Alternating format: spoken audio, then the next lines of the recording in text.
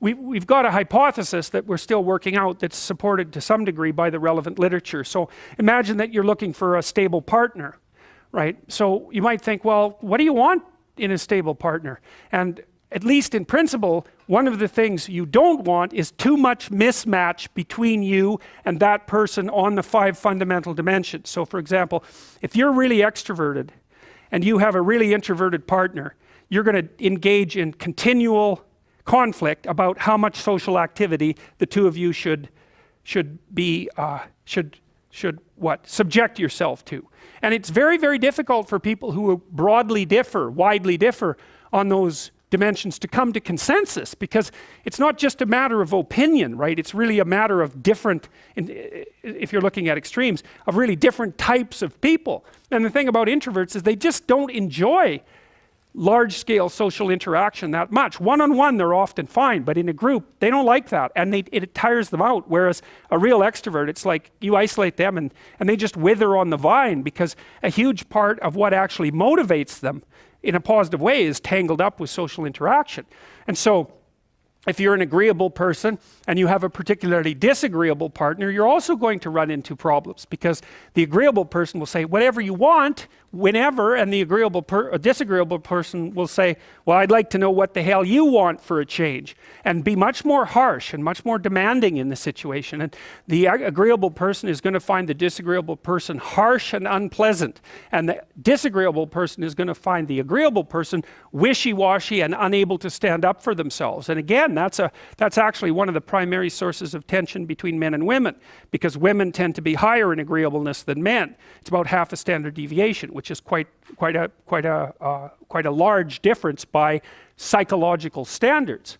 And so what that means, I probably haven't got the statistic quite right, but I think I've got it about right. What that means fundamentally, just so you have some sense of how large an effect that is that if you have a group of men and women and you pick out random pairs, the woman is going to be more agreeable than the man 60% of the time. So that's not an overwhelming proportion, but it's reliable, and it's quite large by psychological standards. So there's the problem with agreeableness. With conscientiousness, well, if you're conscientious, you're industrious and orderly. And orderly people seem to be sensitive to disgust, which is something we'll talk about in detail later. We've had a hard time specifying exactly what makes industrious people industrious, because it's hard to come up with an animal model for that sort of thing, and there's no theoretical model. But our latest idea is that, it's not my idea, it's actually the idea of my graduate student, Christine Brophy, is that industrious people find it unpleasant and unsettling to not be doing something. So it isn't so much that industriousness makes them happy or fills them with positive emotion. That would be more extroversion, right? Because extroversion is the positive emotion dimension. It's that industrious people can't stand sitting around doing nothing. And this is speculation, but human beings are obviously always engaged in the exchange of labor, especially the reciprocal exchange of labor. And you can imagine that in a community where everyone knows everyone, the people who work hard are going to be pretty irritated on a fairly chronic basis with the people who are completely unproductive. And my suspicions are that plenty of people who were completely unproductive in the history of the evolution of our species were wiped out by people who were unhappy with their lack of productivity. And so I think, generally speaking, human beings have this sense of ethical obligation with regards to one another to share labor. And people who are conscientious really, really feel that. So they feel bad if they're not busily working on something that's productive all the time. And so the advantage to being with someone conscientious is, well, they're going to work like mad, but the disadvantage is they're going to work like mad. So, if you're looking for a partner that you want to relax with or have fun with, or who isn't uptight, then a conscientious person is probably not a very good choice. On the other hand, if you're a conscientious person and you're living with someone who's really unconscientious, that's good, because they might be able to help you relax, but you're not going to be happy with them because they don't work nearly as hard as you do. But even worse, on the orderly dimension, some of you have had roommates, and maybe you're more orderly than your roommate. What does it mean? It means you're annoyed by mess before they are.